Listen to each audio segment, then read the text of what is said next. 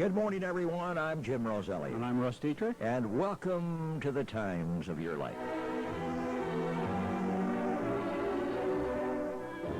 The Times of Your Life, presented each Saturday at 10:05 on WJTN. Go, Gord. First of all, welcome to our broadcast. Nice to be here, Jim. And thanks to Russ Diethrick for making the arrangements there, for being with us. Gord, just to give the audience a quick look into your association with a familiar newsstand in Brooklyn Square, which also is the home of great memories for you and for all of us who went to Brooklyn Square often to get our Sunday papers or daily papers. But more than that, it was also the home of a baseball scoreboard. What age did you start working for them? Well, I was in junior high school, Jim. Had a newspaper route, and my dad took me down to Gunnill-Carlson's one Saturday just to pick up a paper, and all of a sudden I saw this scoreboard up there, and I became infatuated with it. So I used to go down on Saturday afternoons, Sunday afternoons with my dad, and there was always a crowd of people down there. They had a, excuse me. Go ahead. They had a scoreboard that had the American League, the National League, and the International League written up on the back of the newsroom. And they had a gentleman by the name of Pat Gallagher who read the ticker, Western Union ticker, and he would post the scores inning by inning, half inning by half inning. And there was always a crowd of people in there, baseball enthusiasts like myself, but they were always older gentlemen. They were arguing about who was the great players of the day. There were Red Sox fans who thought that Ted Williams was the greatest hitter of all time, and there were Yankee fans who thought Joe DiMaggio was the best. And I was a Detroit Tiger fan at the time, and of course I thought Hank Greenberg was the best thing that ever came down the road. And there was always little discussions, arguments, nothing violent, but there was just always some good kidding going on. And so it was just a great place for people to, it was just kind of almost like a country store where people used to congregate and didn't have a potbelly stove, of course, but they had the ticker tape back there, and that was just a great area to enjoy baseball. Well, we want to get as many little anecdotes from you, Gordy Black, as much, and we thank Russ for making the connection with you. You, of course, have been a friend of Gordy's for a long time, Russ. Oh, yes, no, I just envy Gordy as sitting on the sidelines watching those fellows play baseball. They were a couple of years ahead of us, and they were our heroes in those days. We didn't look at the major leagues or anybody for our heroes. We looked at them, guys like Gordy and those fellows that were playing ball. And of course, as life went on, I had a chance to spend some time in Rotary with Gordy and worked on many projects. And we were just reminiscing. He'd been in the studio when he and Harold Black, I had the opportunity to work with them as they raised the money for the Allen Park ice skating rink. And it was Gordy's work and Harold Griffith's work that really helped the community raise over $100,000 towards the ice skating rink, and that's why it's there. Well, thank you for that story, because I know Gordy would have not mentioned that at all. Wouldn't. He's in the green room, as we call it here at WJTN, where a guest comes in and we offer him a cup of happiness to settle in and get ready for the broadcast. We were enjoying a few stories beforehand, and I hope we repeat some of those, Gord, that's for sure. But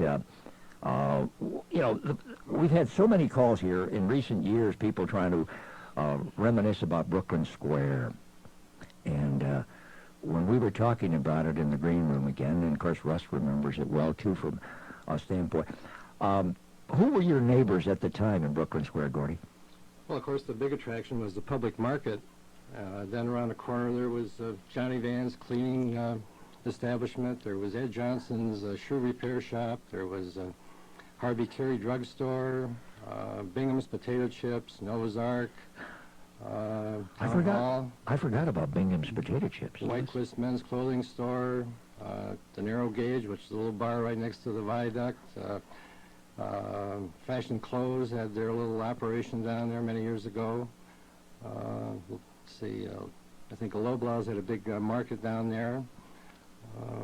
That's just off the top of your head, but Gord, do you ever stop and think, do you ever take a moment sometime to say, you probably thought at the time that will be there forever? Oh, absolutely, sure. And I guess when you drive down through that area now, you just kind of close your eyes and try to visualize what was there, 20, 30, 40 years ago. And it was really a melting pot of Jamestown, because it was kind of a blue-collar area. Most of the people that I got to know down there were people who worked at Crescent Tool or at Maddox Table. There were other stores, or other manufacturing facilities, Monitor Furniture, and they would come in early in the morning, get their paper, and in those days,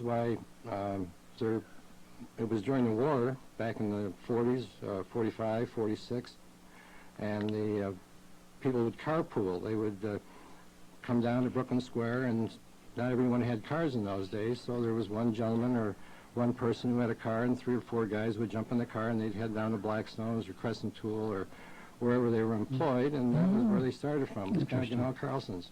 They'd meet there Yeah. to get for the carpool, and the driver would come by, pick them up, and they'd be on their way to work. And then they'd come back in the afternoon, the driver would drop them off, and they'd come in and watch the baseball scores or pick up the paper, pick up a magazine, cigarettes, whatever, and it was just kind of a melting pot. I mean, there was Swedes and Italians and a lot of Albanians and Greeks from up on the hill up there. And Was the city market operating at that time? oh, yes, it was. That was very active, sure. They had, it was a big drawing crowd. The public market was just a great place. And they had the factory right on back here. Was that Lundell and Eckberg? That was there at that Eckberg time? was there, and Thought they'd have been there forever. then it was Whitcup and Holmes is right around the corner. Thomas Webco was down in that area for a while. Yes. But we're certainly drawing the map again of Brooklyn Square here on the broadcast, but one particular location, because it was the home of a lot of wonderful, can I call them characters, Gordy? There were characters. Okay. There were. Yours truly, Jim Roselle. Russ Diethrick? On the Times of Your Life, we'll also have, by the way, a couple of special little features today, because we're going to talk some baseball, and certainly the baseball scoreboard at Gunnill-Carlson was a very popular attraction. They had a scorekeeper that Gordy's going to talk about that was interesting. A wonderful story there. But Russ, a word from one of our sponsors. Scoreboard scene. How was the scoreboard operated, Gordon? Well, as I said, Pat Gallagher was the hired scorekeeper. By the way, I guess we should mention the proprietors of Gunnill-Carlson's. Russ Wurtzer and Ernie Carlson were the partners of Gunnill-Carlson's back in the 40s. Russ just passed away about a year ago, and but somehow they came across Pat Gallagher, and that was his job. He really didn't do anything else but come to Gunnill-Carlson's during the baseball season, and had his little blue and yellow uniform on, baseball uniform with the stockings and the whole works. He would chalk up the scores by innings, and if anything happened like a home run or a change of pitchers, he would come out and announce the happening or the event or whatever it was. And there was always a crowd of maybe 20, 25, there was all predominantly males. I guess they were all males at the time, all men. And Pat was Irish by his name, of course, and had a little Irish accent. The one story I was relating to Jim and Russ before the show, one time he came out and announced that a certain team had scored 10 runs in an inning. And the fellows who were watching the scoreboard at the time, they said, Pat, that's wrong. It's just not right. There's only 9 guys on the team. There's only 9 players. How can they score 10 runs when there's only 9 men in uniform? And Pat scratched his head. And, of course, I'm not sure that Pat ever saw a baseball game. I think he just knew what was coming over this ticker. And so we went back and called Western Union to verify that this was really right. And, of course, everyone got a big laugh about that, and Pat got madder than a hornet. I wonder how Western Union felt getting the call. Right. But he really thought he made a mistake. Oh, yes, yeah, They had him convinced that they could only score 9 runs. That was the max. Well, I bet during the World Series that was a busy place, wasn't it? It was. Of course, then going one step further, back then the Post-Journal had a big scoreboard up on their building on Washington Street, and you could go up and watch the World Series. They had a little, I can't remember how it worked. Jim, do you remember how it worked? No, I've heard stories about it, but I heard crowds gathered to watch the inning-by-inning results of the World Series on a big scoreboard. But I remember definitely going in to find out the latest scores. I mean, I couldn't pass Gunnill-Carlson without wondering how the Giants were doing, Oh, the Giants. your favorite team. But I remember, as you said, there was a 4-step ladder or something that Pat would stand on and put up the scores and spend all day. And these guys would gather around, and that was a meeting place. And of course, all in those days, there were very few night games. Most of the games were day games. I don't think there was any, I think other than Cincinnati, I think that was the only park, maybe Ebbets Field, that had lights, so all the games were during the day, whether it was during the week or weekends. And of course, Sundays, there were always double headers, and so the crowds were that much bigger, and they used to stand, we used to sell Cokes and potato chips to the people who would stand around down there, and it was all just good fun. I mean, it was just a camaraderie, I guess, that you don't have anymore. Our guest, Gordon Black, who spent a number of years at Gunnill-Carlson. But before that, Gord, I have an interesting piece here about baseball. When I went with the high school band to St. Petersburg years ago, a few years ago, a famous character there, like we had at Gunnill-Carlson, was the singing hot dog man. The man who sold hot dogs by singing. He was called Singing Sam. His name was Tommy Walton. And he claimed he sold the world's worst hot dog for $1. That was his claim. Buy the world's worst. And I just want you to hear him. You want to hear the song? This is Tommy Walton at Al Lang Stadium when the spring training. I happened to go over one afternoon while the band was rehearsing. And here's this man, Tommy Walton, who probably sold more hot dogs than any vendor in any ballpark. But here he is, Singing Sam from St. Petersburg. Master of Al Lang Stadium, the celebrity of the spring season. Well, today he'll roam the stands during the Mets-Phillies game, selling the world's worst hot dog for $1 and tip. He breaks into song, and the crowd breaks into applause. Hot dog! Dippity-doo-dah, dippity-dee. My, what a wonderful day. Plenty of sunshine is heading our way. Dippity-doo-dah, dippity-dee. Put the bluebird on my shoulder. If the truth is action, everything is satisfaction. Dippity-doo-dah, dippity-dee. Wonderful feeling, wonderful day.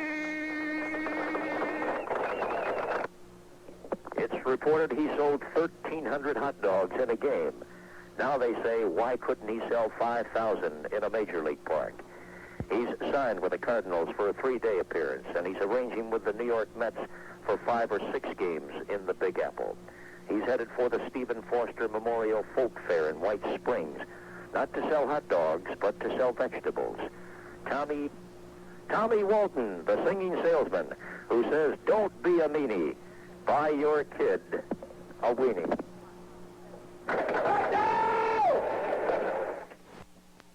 That's terrific, Talk about a personality. I guess. Talk about wonderful characters that just make life so enjoyable.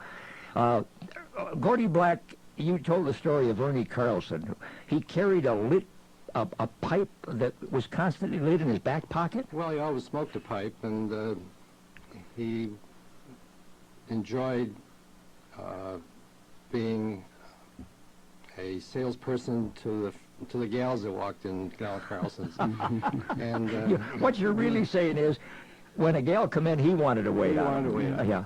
And he would always take his pipe out of his pocket, and half the time it was smoldering ashes in the pipe, and he would automatically put it in his back pocket. And there was a lot of occasions where he had some burn holes in the back of his pants, but Ernie was just a very, very special person. He enjoyed meeting people, and I think that people came into Gunnill-Carlson's not only to see the scoreboard, but they came in for the camaraderie. They came in for the people that owned the store. Everyone was very congenial. They were very easy to get along with, and it was just a nice place to show up for an afternoon, I guess. Did you have a lot of kids hanging around? Not really, no. There wasn't. It was more adult males, I think, than anything else, and occasionally women would come in, but it was predominantly a male-oriented crowd in there. Quite often on Fridays, in those days, why women didn't have a second car, so they would either take the bus down to Brooklyn Square or walk down, and they would go buy their groceries for the week, and they'd leave the groceries at Gunnill-Carlson's, and then when their husbands came out of the factories where they were working, they would pick them up and either carry them home, or they'd have someone that had their own car. So it was a different world, you know. But I remember Sunday mornings, Gordon. You know, you had to fight your way through the crowd to get your Sunday paper. Yeah, there was, after church was hectic because people would come from church and they picked up the New York Times, the Herald Tribune, Buffalo papers, and there was always a traffic jam outside of Gunnill-Carlson on Sunday morning from 11 o'clock on till 12, 1 o'clock. It was just a very, very hectic time.